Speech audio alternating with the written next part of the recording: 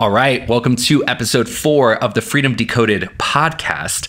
We're Demir and Carey Bentley. If you haven't met us before, we ditched the 9-to-5, we moved abroad, and today we're living a life that's better than we ever could have imagined. And professionally, we help other people get back in control of their life and get on the path to their ideal life. You can learn more about what we do at www.lifehackmethod.com.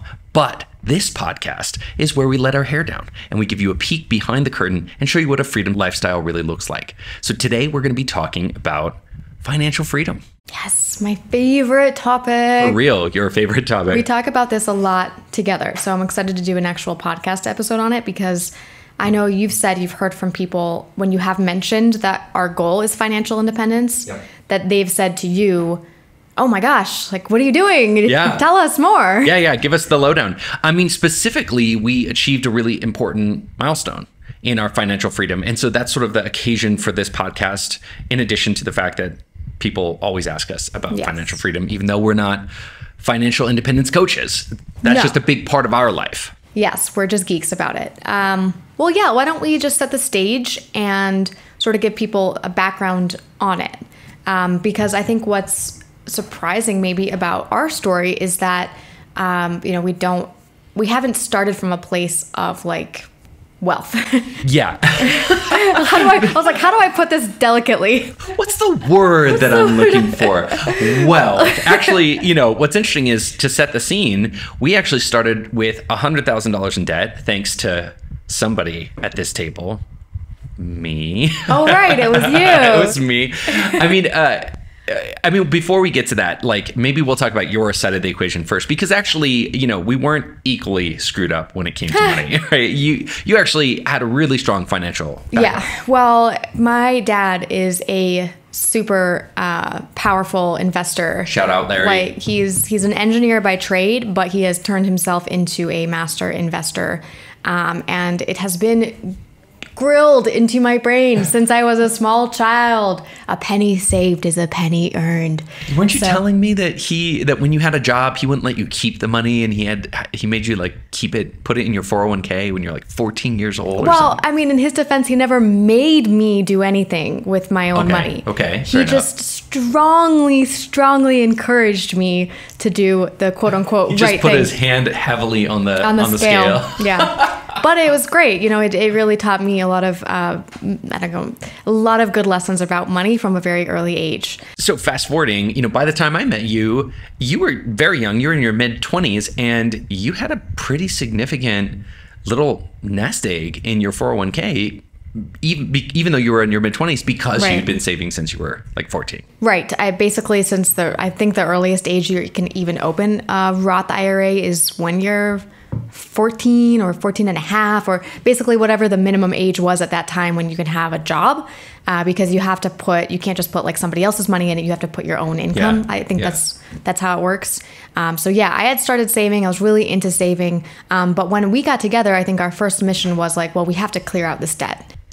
Right? Well, let's talk about the debt then. Yeah. So when funny enough, ironically, I'm the one who came from finance, but like many people in finance, I might have known how to make spreadsheets, but I wasn't good with managing my own finances. Mm-hmm. And so I had made some money. I'd spent a lot of money irresponsibly, but I had saved up a big chunk and put it into a startup. And so it wasn't as if I was just out partying and spending it on models and bottles. Right. Like you and I know that, but like other people might not know that. People might not know that. Yeah. So, and New York has this ability to, no matter how much money you make, it'll just take it right out of your pocket. So My friend made a joke that there's a guy standing outside of your door in New York, and every time you leave, he's like, give me $60. It's that's how it is. Just leaving your house costs $60 in New York. So I had invested in a startup. Bada bing, bada boom. Short story, I lost all my money. No, you don't give yourself enough credit. Like, Demir was the CEO of a really cool startup that had a lot of money invested in it from a lot of big time investors. Yes. And unfortunately, like many startups, it didn't end up working out. But they lost their money. I lost my money. But the point is that when we came into our relationship, I was $100,000 in debt and had lost pretty much my life savings. So I was very much financially starting, not even just over, but from a hole, really trying to dig myself out of a hole.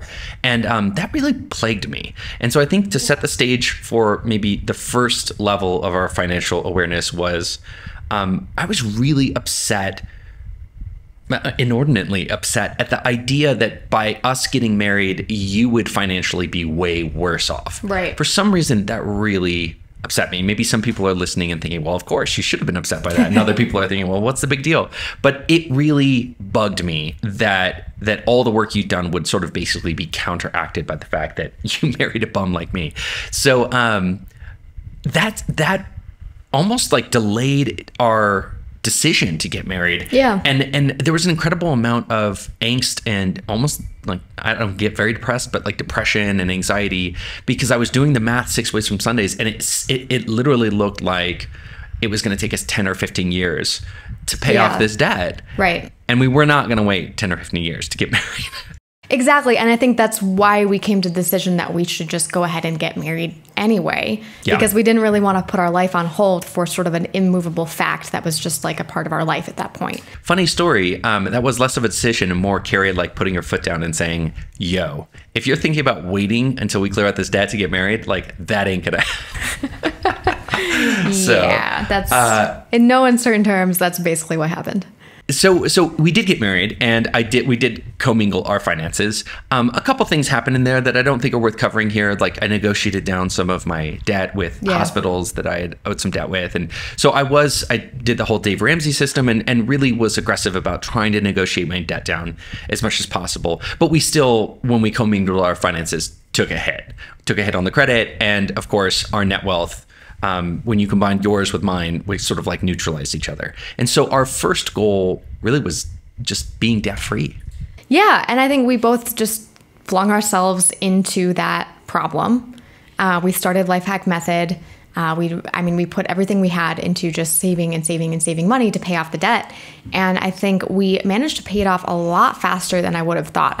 I forget exactly how many months, but it was not even 2 years, I think, and we had completely gotten rid of everything. 2 years. I think we carried my school debt at like a 2.5% interest rate. It was so low that we didn't pay it off till recently. I don't even really count that, because it's such a low interest rate.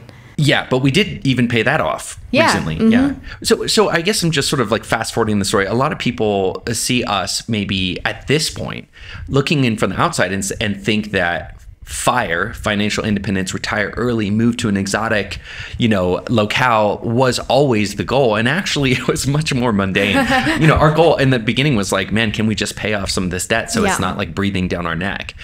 However, in that journey of learning about being debt free, we went through the whole Dave Ramsey Financial Peace University. We followed a lot of bloggers like Mr. Money Mustache, and there is a very parallel path. When you really get into paying off debt, there's a close parallel path to simplifying, minimizing, and really achieving financial independence. Yeah, exactly. I was very much into this idea of living beneath our means. Yeah. So whatever means we had, and we're very blessed to have been born in a very rich country with like a lot of opportunities to begin with. And so it might have seemed like, oh, we don't have as much as some other people, but I mean, compared to like the world, we had still a lot, right, that we were working with. And so we were always able to make a lot more money than we needed to live. And we just created that for ourselves, is like, no matter how much we were making, we always made sure to have a cost of living way, way, way lower than that. Even if that meant living in Bali or going somewhere where our cost of living would go down. Yeah. Because our goal is never to put ourselves into a situation where we're just sort of like eating hand to mouth, where our cost of living is equal to our income. Yeah, and living in, we've lived in Los Angeles, I've lived in the Bay Area, New York, and it's the opposite, where I see people with really good jobs who frankly have to start, just to finance their lifestyle, and they're not living lavishly, have to start accruing consumer debt. And so just a little bit every single year, maybe like $5,000 the first year, $10,000, but they start accruing that consumer debt. Right. And what does that really mean? I mean, it's not a smart financial move, but what it really tells me is that they're living above their means, even though they're not loving their lifestyle. And that was somewhere like I didn't want to be. Like I wanted, without getting into our whole backstory, you and I made a commitment that we're just like, listen, we're not going to wait till tomorrow to love our life. We can be simple. We have simple needs. We have simple excitements, but we want to be able to enjoy our life today. We're not going to wait till we're 60 years old to enjoy our life. It was sort of like we could choose to quote unquote keep up with the Joneses Yeah. now, but not even love our life as a result, or just sort of go a different direction and prioritize the lifestyle. And that's what we did. Yeah, yeah. So shout out to all the people like Dave Ramsey, Mr. Money Mustache, all the FIRE bloggers, all the debt-free bloggers. There's so many people out there. We're not going to name too many specific names, but there's so much great information out there. People really trying to help. And we used a lot of like free or incredibly affordable advice in order to get ourselves debt-free. So that was really helpful, especially Dave Ramsey. Big shout out. Yeah, I think once we realized how much faster we could clear out debt, we were like, well, once we're debt free, why don't we just make that savings instead of paying off debt? So we just literally kept it rolling. And I just recently we were like, wait a second, we could become actually financially independent. Yeah. Which is an idea that is not necessarily for us about never working again, but it's more about having the choice, having less risk and having more choice around how we're spending our time and how we're, basically like what we need in order to survive. Well, I think this is like sort of a lesson looking back, and we've got some big news we're about to drop here. Like, so this is a continuous drum roll. We've hit a huge milestone. I want to share it. But I think one of the lessons from this entire journey was that we consistently achieved what we hoped to and then exceeded that. And you can never really see what's on the other side of some of these big milestones. Like for us, I don't think we really, until we got very close to paying off our debt, we weren't really thinking about what life would look like after we paid it. It was just like debt, pay off the debt, pay off the debt. But then once we had paid off the debt, then this new sort of possibility came into existence, where it's like, wow, if we kept saving like this, we could actually achieve some level of financial freedom. And now we're even now as we get closer and closer to financial freedom, we're even seeing other possibilities manifest themselves. So what's his name? Trevor Noah from The Daily Show calls this the dream, living beyond your dreams. Right. So there's like as much as you can dream, but frankly, you could do so much better than that. And it's just like one step at a time you get there. So at this point, so moment in time, we've paid off our debt and we start getting excited about this concept of financial freedom, living abroad, all of that kind of stuff. And there were some people who in particular like lit the path for us. I have to shout out Tolly and Kobe. Yes, Kobe and Tolly. They're an awesome couple who we know. They basically, with their free time, and I don't know how they did it, but they started an entire university I mean, abroad, not even in the US, like abroad, because they have such a mission around like imparting important pieces of information and knowledge to students who are not being properly educated in university. And I mean, they're not very public people, so I'm not going to disclose much about them, but just shout out. And in fact, some of, I think, the coolest people who've achieved financial independence and are traveling the world aren't blogging about it. And that's sort of a curiosity. Like we know some people who are very private. They're under the radar. Almost every couple is under the radar. There's some that post on YouTube, but yeah, these are normal people. That's what I love about them and other FIRE couples is they tend to be like normal people who used to work normal jobs. Sure, they're smart and everything like that, but they're not, they didn't like hit it big in tech or something like that. There wasn't something like that sort of like lit the way for them. They didn't exit a startup, with $1 billion or something. These are people just like you and me who just, saved. Yeah. And what was interesting is, they created a tremendous life for themselves. And without getting into too much detail, they moved to a super exotic place, the coolest neighborhood in the coolest city, like opened an art studio, started like a university. I mean, that to me excited me because I had thought about financial independence as like, no, that's it. I'm going to cash my chips in. Right. I'm never going to work again. And I've never really been excited about like rocking chair retirement, so I think seeing them was like, oh, wait, it doesn't have to mean like we don't work ever again. It could mean that we've got the freedom to do the work that we really want to do. Or just fun projects that may or may not make good business sense, but that we feel called to do. Totally. So they were a big inspiration. And then, of course, there's a lot of people online. I wrote down a couple people. There's a couple that I love on YouTube called Our Rich Journey. So that's the YouTube channel, Our Rich Journey. And I've been really digging on their channel recently because they've got kids. And so they're really cute. They've sort of created a life for themselves in financial independence. They still do money-making endeavors, even though they've achieved financial independence.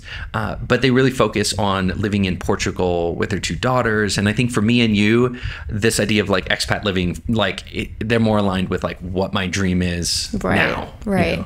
Yeah, we definitely want to have the free time to homeschool our kids if we want to do that, and definitely travel and live in different countries, continue to travel and live in different countries. So I think that's been a big motivator for us on a daily basis, is now seeing that so within reach. Yeah, totally. Okay, so without further ado, should we actually talk a little bit about what this big announcement is? So obviously, I think we've set the stage. A little bit of a recap. We started just looking to get out of debt. Then we upgraded our goal to create financial independence as fast as possible. We didn't have a particular timeline, but we did have a number. And so we needed to hit a certain number. So we are now halfway there. Halfway. Yes. 55% or 53%, like that, depending on how you calculate it and where the stock market is on any given day, where our Tesla stock is, right? We're not Tesla millionaires or Teslanaires, as they call them. No, but we passed the 50. I mean, all joking aside, like we should seriously pat ourselves on the back. Yes. You know, the 50% mark is a big deal, and it's also happening a lot sooner than we had even thought that it would. Yes, I think originally we were looking at the numbers and we were like, yeah, I think a 10-year timeline is where we're going to be at.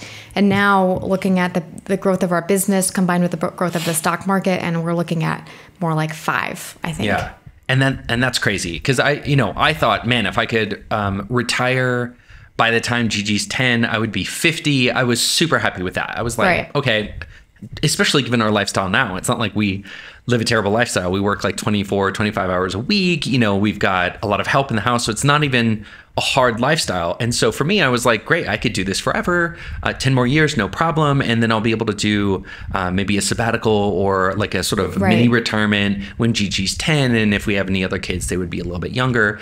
And that to me was like perfect. The fact that now that's become a 5-year timeline is sort of mind-blowing. It's pretty mind-blowing. And keeping in mind, though, that the number that we're shooting for is always sort of a floating number based on wherever our lifestyle costs are, our living expenses. Yeah, let's dive into that a little bit. Yeah, I think when I look at the way we've done it versus, say, other people, what we've always done is, like I mentioned, always kept our cost of living far below what our income was. And so we end up saving almost more than we're even spending on our lifestyle versus saving like 5% or 10%. Like we're saving much quicker. Right? Oh yeah. We're saving, right. Like whole multiples of our cost of living are being saved. So like if we're spending, X $1,000s per month, we're saving at least that much or more towards our financial freedom goal. That's been really crucial for us to make a lot of progress quickly, is to reduce the expenses. But that also means that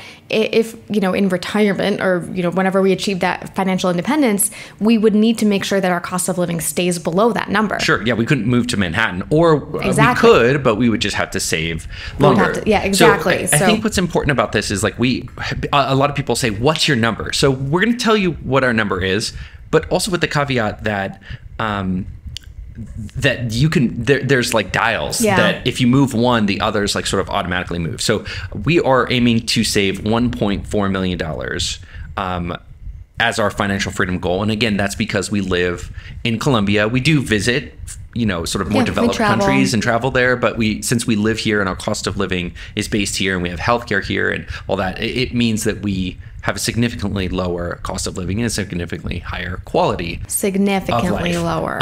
Now, if we decided that we wanted to retire in New York City, that number would have to go way up. Conversely, if we wanted to move to Kigali or, somewhere in Africa, then and a lot of people are like, oh my God, Africa. And it's like, there's some sick, amazing places in Africa. Fantastic. Right? Rwanda right now is like, everybody's like raving about people who go through Rwanda. But the point is if there are places that we can move in the world now and retire today. Right. And remember, like those places have internet. They might not have the same quality of life that we're enjoying here in Colombia, but like, 80-85% of that quality. So we could get 80-85% of the quality of life that we're enjoying right now and literally just like call it. Right. Right. So it's all about what sacrifices you're willing to make or what changes you're willing to make. They're not even really sacrifices. It's just how much you're willing to change your situation. Like trades. Yeah. Like we trade, like being close to our friends and family, you know, which in the pandemic doesn't even seem like so much of a trade. Couldn't see them anyways. But we trade that in order to have help in the house and have this quality of life and save. So, so yeah, there's places that we could live in the world and that number would be lower than 1.5 million and we could or 1.4 and we could retire now. The other thing I think is important to say is that roughly we've saved about a third of our net wealth. So if you take our total liquid net wealth, we've saved probably a third of that, and 2/3 of that has been actually created value inside of the stock market. And I think that's important distinction to make. Yeah, and again, because I started so early, we have a lot of advantage there. Versus people I've seen who start much later in the stock market. But it really is, when you think about any kind of exponential curve, it's like it might seem so hard at the beginning, but then all of a sudden you reach a point where it starts to curve upwards. They tell you that in school and you don't believe it, and then because it happens to you. Because it seems so far out, and I get that. Like, it's a long time when it just almost seems like I'm checking my account and it's almost always the same number. And then all of a sudden it starts taking off. Really takes off on you. It's crazy. I mean, and the other thing, and this is probably an important distinction to make, is and we've said this a lot, but I'll say it a lot more. This year we have a strong policy of time in the market beats timing the market. So we have a strong conviction that we never, at least at this age, we never pull out of the market unless we need that capital to buy real estate or, you know, or there's an emergency. We just, as a principle, will stay in the market. So when the pandemic hit, most prognosticators thought, okay, but the stock market's pull going out to take of the a market. hit. And we were just like, you know what? Our policy is to stay in and we ride the waves. And that's where it gets hard because everybody wants to bail when they think that the market's going to go down. But then the problem is, studies show this, those same people tend to miss the upswings. And so this happened. We literally held each other's hand, looked deep into each other's eyes, said, okay, we're probably going to lose like a third of the value. Can we handle, like, mentally prepare? Yes. And instead, the market rocketed up in this huge way that if we had missed, would have been a huge hit. Yeah, well, basically, we accelerated our independence goal, or the timing we would have taken to hit that goal, by a couple of years. Yeah. So it was a huge boon for us, and it just reinforced in my mind that, like, yep, we're just going to stay in the market because you and I, we're working on our business the whole day. We're not tracking the stock market. Like, we don't know enough about that area. So we just sort of substitute knowledge with just a commitment and a mental toughness to just stay in the market. Well, and as a former stock analyst, the truth is that even stock analysts are like, I don't know where this market, like people can tell you about the fundamentals of companies, but nobody really knows. But that doesn't predict where the stock market's going to go. Yeah. And people try to like pick stocks or whatever, but our policy has been like, how do we choose like the lowest risk index funds and places where like we'd be comfortable losing if we needed to, and just sort of riding those. Just write it out. I think this is something you tell me a lot, and I want you to sort of dig into this. When you look at like high school textbooks that talk about stock market returns, it always feels very much like every single year you can expect 7% returns, right? 7.05%. And then you do graphs and it's like these very nice little like steadily moving lines, but that's not actually how the stock market returns. No, it doesn't work like that. So if you look at like actual markets, you might have a year when you make a 30% return, but then the next year you lose 11%. Yeah. So like maybe the average is 7% across the lifetime, but like you're up and then down and then up and then down, like, right? Or maybe sometimes you're up and then down. Like, but the point is you don't want to miss out on the years when you could be up, because you know that there's going to be years when you're down. So it's not like this linear path like they show you in the textbook, across the whole marketplace it is, but in terms of an individual investor's portfolio, it can look a lot more jagged. So we know somebody who will remain unnamed who was determined to stay out of the stock market and time everything this year. And that person missed this run up, right? And so the problem with that is they missed a big year where they could have been solidifying some gains. And I think I just can't explain that. We're not financial advisors. We're not telling you how to manage your money, but I can tell people that, like, for us, our experience has been that time in the market has always been time in the market. Even when we thought we were going to take a loss, often the year that you're convinced you should take your money out and you'll lose something is the year that you're totally wrong. And there's a huge run up and you missed that run up. And that actually really hits your returns for like a decade to come. Oh yeah, I mean, there's tons of studies about this, that it's less about like your knowledge of the stock market. It's much more about your mental toughness, because again, it's like even if you're seeing it happen, you're seeing the value of your accounts go down like before your eyes, and you have to have mental toughness to be like, nope, like I already planned for this up here, you know, like I am prepared to lose this much or whatever. That's why we don't look. It's so helpful just to not look. I'm telling you. And our secret is, I almost never look. check. Maybe like once a month I'll go in when I'm doing my budgeting to just check on everything. But yeah, it's helpful not to look. Yeah. I think that obsessive tracking honestly doesn't make you better. It makes you worse. Right. Okay. So I think we've covered off a little bit on that. You know, for me, let me just check here. I had some notes for myself. You know, a lot of people, especially since we have a coaching program and we're very much on the upswing of our awareness, like we're gaining an awareness and I guess you would say popularity. I don't know how to say that, but we're growing fast. Right, yes. And after 5-6 years of hard work, it seems like we're sort of on the bubble and we're seeing people finding us on YouTube or seeing us on podcasts. So there's that moment where all the hard work seems to be paying off. And a lot of people are like, what are you talking about? You're going to retire. So maybe we should speak really quick to this concept of versus fire. And I know we touched on this before, but I don't know. What's your take on this? Do you want to be financially independent and retire early, or do you just want the financial independence part? No, I think I would get so bored so fast. I think after 2 weeks of not working, I'd be like, okay, what are we doing now? What are we doing? Because I think both of us are so active and energetic, and we have so many ideas that we want to execute that it's not really a question for me if we're going to be working or not. Like, we're going to be working. Yeah. The question is more just like, what risks do we take on in our business, or how much do we work, or who do we work with? We might get pickier with who our clients are. Yep. It's more just knowing that you have the option to say no at any moment, rather than feeling like, well, we gotta hit our number this month, so off I go to work. And I think this is the thing. We know some people who are crushing it in their, we've been privy now to meet people in the personal development space who are making whole multiples more than we make. Yeah. But they also live in the United States, where the cost of living is higher, and they have a whole staff, and every single month they've got a big hole that they have to fill because they've got fixed cost. And to me, I always think, why would you become an entrepreneur and then put yourself right back? It's like the reason we become entrepreneurs is to get the gun away from our head, right? And I think this is what I hear you saying is, listen, financial independence isn't about not working. It's about working without the gun to your neck, right? Yeah, we wanted to get off the rat race when we started our own business. But then what we were seeing was a lot of entrepreneurs were still sort of stuck in their entrepreneurial rat race. Yeah, they created their own trap. It's like, I'm going to get out of this trap. It was worse. It was much worse because they take on 100% of the risk rather than working for a company that is in charge of taking on that risk. Yeah. And you're just an employee, right? So it was actually way worse in a lot of cases. So what we wanted to do was get off the rat race altogether and create a business that we didn't have to then like work just to keep up with, or work for investors, or work for the stock price of the business, or whatever it was. Yeah. We wanted to, like you said, just completely get off. Yeah. And for me, what's interesting about financial independence, and I can feel it already. I thought we'd have to wait until we finally hit that number.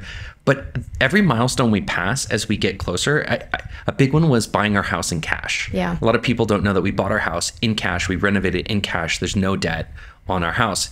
And there was just this feeling that swept over me of just screw everybody else. I know it sounds funny, but like, not screw everybody else in a malicious way, just more like there was a feeling of freedom from what other people thought about our business or about us or about anything. Like I started caring less and less about what people thought, and more about what I wanted to do or what was exciting to me. Yeah, it's already happening a little bit. I'm getting it in like little portions. Right. But I'm excited to see like what what happens in this business? I want to stay in this business. I love what we do. I can't imagine that we would find something that would be more suited to what I do and than what we currently do. So to me, letting go of this business would just be a waste of time, because then we'd have to build another business which doesn't have the same chance of being as well suited as this one is. But I do want to see what happens when we're coming to work every day from a place of just wanting to work and knowing that there's zero economic need. Right. Yeah. Like, I'm doing this 100% because I want to be here. This is a way that I want to spend my time, a way that I want to have impact. It's not at all about the paycheck. And I even wonder how clients would respond. Yeah. If they knew that you didn't need their money, you just wanted to serve them. I mean, yeah. I mean, I think it would ironically make our business grow even faster. I agree. What do you think so? I think it's because when you have come to the business with that attitude, like, you're going to take more risks. And let's be honest, like, some of those ideas might sound crazy, but those crazy ideas are usually the ones that pay off. Yeah. And we also would probably shoot bigger. Like, we would reach out to like partners or I don't know, whoever, sort of like take more moonshots than we are right now, because we're so focused on like doing things we know will work, that I think we sometimes don't have as many, like, we don't try as many of those moonshot things. We were talking about this morning. We were having coffee and sitting out on the porch before the baby woke up. And man, you're so right about that. Ironically, when you should be taking your moonshots, you sort of don't, because you're so economically conservative and you don't feel powerful. But financial independence gives you that power to be like, I'm going to reach out and email this person. Who cares if they, don't like me or think that I'm weird? I'm just going to reach out and see if they want to get on the phone and talk. And just taking, when I say risk, I don't mean irresponsible risk, but just like, I think you nailed it. Moonshots. I think you would probably see us taking a lot more moonshots when we hit financial independence. Yeah. I love that. Okay. Let's talk a little bit about risk. I don't think this conversation would be complete if we didn't talk about risk. Okay. Ironically, I think in the United States, I feel like everything is about money. Like, how much money do you have? How rich are you? But nothing is about like, how safe are you? Right. But I think people sort of mean that when they talk about money. They think that's what it means. They think that's what it means, because they see somebody making a lot of money and they're like, oh, that person is set. Yeah. Like, oh, if I could only just make more money. It's almost like they have safety. Money equals safety. Yeah, but it doesn't at all. I think it's what we've seen is that like money does not equal safety, because those same people are usually over leveraged, because the second their income increases, they increase their standard of living. So they increase their size of their house, they buy another car, whatever. I mean, it's so easy to spend money. I mean, quick story. And we have a friend who we love and was telling us, oh, you've got too much unused capital. You need to leverage yourself into some rental properties, right? And mathematically, I could see where they were coming from. Mathematically, it'd be like, look, if you took this capital, you could leverage it in. You could have all these properties developing income. Well, we decided to keep to our route. I mean, I think at some point we will invest in real estate, but we decided to stay in our lane and keep with our plan. And then the pandemic happened. And now we have friends who have 4 or 5 apartments that all of the tenants are behind, and they can't go to the bank and say, I'm sorry, I can't pay the note. So that's how, I think people who don't have money will look at people who have money and say, well, they've got it all set. And often when you peek behind the curtain, they're over leveraged too. And it doesn't take too much to turn over their Apple Card. Right, exactly. It's like, and so for us, it's more about de-risking our life. Yes. So it's like, okay, like what could happen? Okay, now I guess pandemic's on the list. So now we're de-risking for a pandemic. But before that, it was just like, okay, let's de-risk for our housing. We want to be able to own our house so that nobody can take it away from us. Yep. We want to de-risk our cost of living. We want to be able to make a lot more than we spend and still have a high standard of living. Yeah. We wanted to live somewhere where what we were making was way, way more than we needed to live the quality of life that we did. Exactly. And I mean, I'll just put the finer point on it here. For us, we would rather make less money or show less wealth.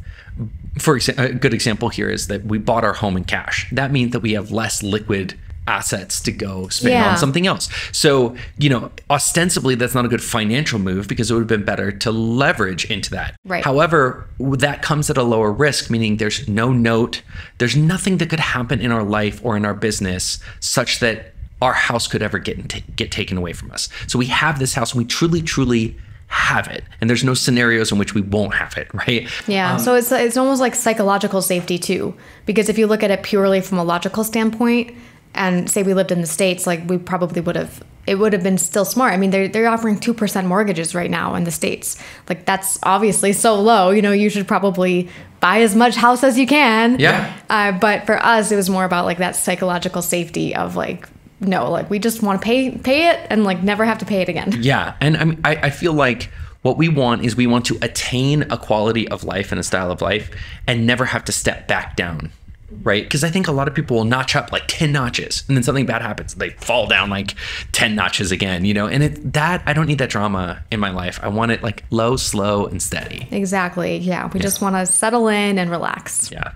So, why don't we talk about the elephant in the room for a second, which is that we moved abroad. Yeah. And we covered this a little bit in the last episode about geo arbitrage. But yeah, big part of our wealth building has been the fact that we don't live in the US anymore, but we still make money in US dollars. And so that geo arbitrage effect where we can spend money in Colombian pesos, but make it in a different currency that happens to be very strong, is going for us. It's just pulling in our favor massively. And some people are just like, that's so smart. I can't believe you're doing that. And some people are like, that's cheating.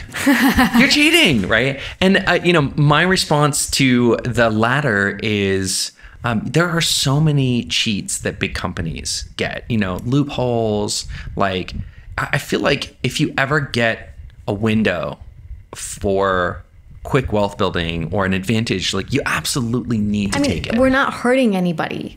Like we're Quite not the opposite. We're not cheating in such a way that somebody else is losing.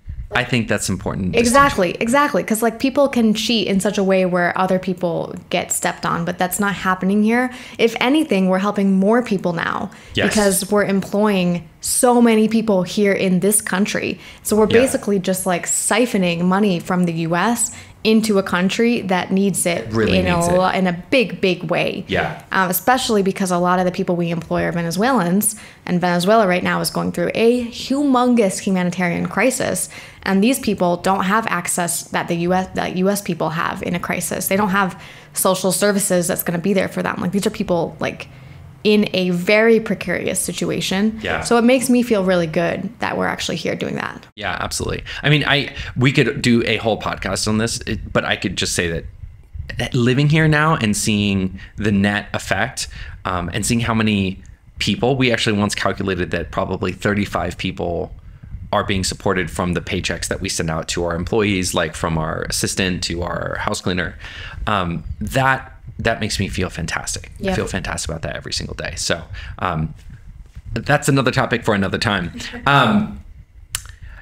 Where do you want to take this from here? I feel like we should talk about two more things before we close out. Okay. One is I think we should talk about this idea that I think people think, well, what's the point of trying to achieve financial independence? Because I'll always find an equilibrium where even if I earn more, I'll just spend more because I'll want more. This idea that the more you make, the more your desire increases. And now even though you're happy with like a 4-door sedan, the second that you make more, you'll want a SUV and then you'll want something more. I totally see this. And I think for those people who are currently thinking, as I think there are people who think that, and I think people do that too. And I think for the people for whom that happens, there's two issues. One is they're keeping up with the Joneses. So they're just trying to get whatever their friends have. Yes. And that's like their most important thing is to just have whatever the other person has. Or they don't think they deserve to have money. So they spend it. Yes. And I think, we both had to sort of like get over those mental barriers because at some point you're very used to seeing a certain amount of money in your bank account, and it can be actually unnerving to see a lot more than that in your bank account. You're sort of like you sort of freeze and you're like, what is wrong? Like, do I need to like do something with this? And a lot of people then I see sort of like reinvest it in their business to make it grow faster. But the problem is then they're never actually saving any money Yeah. from their business. I mean, oh God, we could talk about that forever. Like Yeah. people who don't, who dump too much money into their business. But I will say that, I feel like we've done two sort of personal development twists that I think were important. Number one is there are actually studies right now. There's like actually the study of happiness. So a lot of like universities and psychology departments are studying like happiness. And as a part of that, like there's sort of an economics branch that's like, can you spend money to make yourself happier? And if so, how? Right. And so, by the way, there's incredible, like go online, you can find it super easy, just incredible studies where the answer is like, yeah, like if you're spending money, it's not making you happier, then you're not spending it right. There are certain things that you can. And lo and behold, brand new TVs, although they will make you very happy for like 1 week, like have a sharp drop off where all of a sudden like you really don't care about it anymore. Whereas going to a concert with friends or traveling to a foreign country or getting yourself some help to make your everyday life a little bit better, maybe getting a little bit more childcare, like these are the things you can spend your money on that will actually like tangibly and noticeably make your life better. And so what's interesting is I think you and I from the outside might have some really funky ways of spending our money. Like a good example is, we're really successful and we don't own a car, right? Yeah. And we don't own a car, not just like in New York City where maybe we don't own a car in Colombia, right? And there's pretty robust Ubers down here, but it's just interesting because you realize that a part of owning a car is an economic decision about getting from A to B, but a big part of it is about status. Yeah. Oh, it totally is. Yeah. Because if you have a car, well, then what do you get next? Oh, well, you get like a finca in the countryside so that you can drive your car somewhere. Yeah. Because otherwise, what are you going to do? Drive it to like a doctor's appointment? That's not cool. So yeah, I think stuff begets stuff. Stuff begets stuff, and like when you're trying to increase your status, you're going to end up buying really expensive things. And then those things require you to buy other things. Yeah. But I think maybe I was hinting, but I'll be more explicit. Like you've seen people's reaction when they see our success and they see how we live, and then we'll say that we don't have a car, and there's just this moment where they just can't process that. They can't process that somebody could be successul and not own a car. And it's almost like I can see in that moment that their estimation of us just clicks one down. Oh no. Not like 10 down, they still like, I think, but I can just see in their eyes, they just like, You're like, oh, you don't even own a car? Like what kind of heathens are you? I've never actually bought a new car in my life. Neither have I. It's funny, like, no, but I think that's like a value I got from my parents. Like Me new too. car was always like, like, what are you doing? Do you realize how much value that loses when you drive it off the lot? Yeah. It's like, anyways, but I think the reason I wanted to bring that up is because there really was a level at which the more money we made, we did start buying more things. Yep. But then it really leveled off. And what I found is that there's really just a certain lifestyle that people want, a lifestyle where they want to be able to get some help, because especially if you're a young family with kids, like getting some help is just so important. They want to be able to go out to dinner once in a while. They want to be able to take a trip a couple times a year. And once you get to the level where you own your house, you can take a trip a couple times a year, and you can go to a restaurant a couple times a month, and you've got some help in the house, it's like sharply drops off. Yeah, we don't spend as we have not noticed that increase in spending. So then as our business income kept growing, but we sort of like flatlined with our expenditures, it just sort of convinced me that people aren't like these rapacious greed machines where they're like, the more money you give them, they'll just want to buy more and more. The truth is they can be satisfied. And I guess the message that I sort of want people to get out there is like, you're not bad. Think about what you want, and think about whether what you want is going to make you happy, and don't buy things that will just require you to buy even more things, right? But don't feel bad about the lifestyle that you want to create either. Be somewhere and live somewhere where you can have that lifestyle, because frankly, you can start enjoying your life right now, and then ironically, when you when you're living every day in a way where you're really enjoying it, then you can almost work more productively and be more successful, because instead of asking the question, how much longer can I take this? You're saying like, exactly. I could do it like this forever. Yeah, I think that that's the key too, because financial independence doesn't, I think we used to think that it meant, oh, like you have to then like, you know, like Mr. Money Mustache everything, where like you're riding a bicycle because you don't even want to take a taxi or whatever. And we prefer more of a relaxed approach where like we're living exactly the way we want, but yet still saving what we want to save to hit that financial independence goal. Yeah. So yeah, I think we're trying to do it the no sacrifice route, or at least no perceived sacrifices. Yeah. It doesn't seem like we're sacrificing much. Cool. Well, why don't do you want to wrap this up and maybe like talk about what's next? So maybe I'll set it up here. Like, how long do you think it will? I know this is complete guessing based on where the stock market goes, but like, do you think it will take us 5 years? And what do you think we should be doing differently in the next 5 years than we did in the last 5 years? I think it could possibly take as little as 2 years, or I mean, it could take more than 5 years. I don't know. Yeah. I think it just depends. But I'm very, very excited about it. And in terms of what we need to do differently, I think the number one thing that we can always do is to keep an eye on the percentage that we're saving versus a percentage of income. Yeah. Right? Because those can actually start to get wonky really, really, really fast.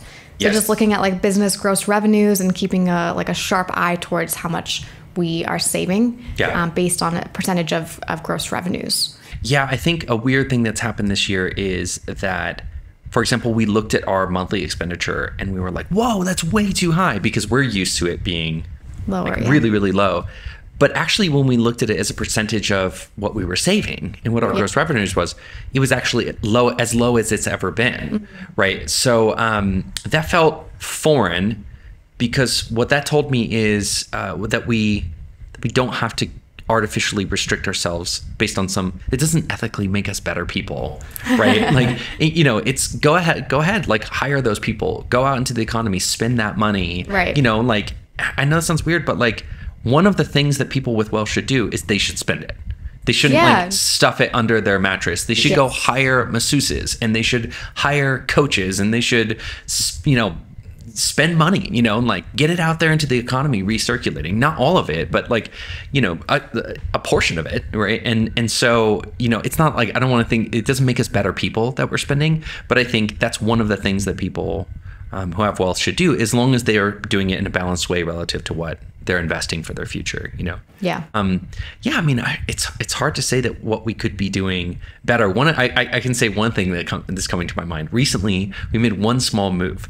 We stopped allowing ourselves to instantly buy things from Amazon, and we instituted a rule that you could only put it in the cart, and once every 2 weeks, like there's once a day, every month, actually. Oh, once every month. Oh, I thought it was once every 2 weeks.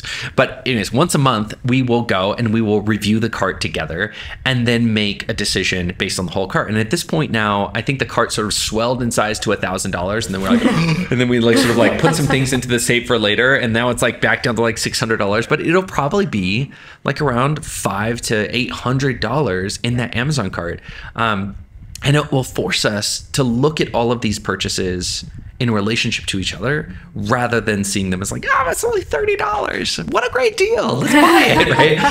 And so I think that's probably one of our coolest new innovations. New things that we're just starting to do. Putting a little bit of a speed bump on the Amazon.com habit. Sorry, Jeff Bezos, you can't have all of our money. I think he's doing okay for himself. He's doing fine. Yeah, he'll be okay. All right. Well, that's a wrap right now for this podcast episode. Thank you everybody for tuning in. If you could please leave us a review on Apple Podcasts. That would really help us if you have the Apple Podcast app. And in your review, if you have questions for us about our freedom lifestyle or something else you want us to talk about, then just tell us in your review, because we read those. Yeah. And you can learn more about us at www.lifehackmethod.com.